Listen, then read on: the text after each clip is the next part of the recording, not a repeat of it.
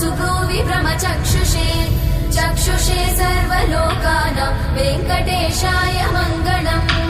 श्रीवेङ्कटाद्रिशृङ्गाग्रमङ्गलाभरणाग्रये मङ्गलानां निवासाय श्रीनिवासाय मङ्गलम्।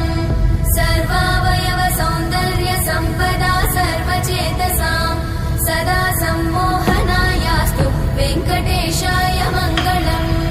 नित्याय निरवध्याय सत्यानन्दचिदात्मने सर्वान्तरात्मने श्रीमद् वेङ्कटेशाय मङ्गलम्।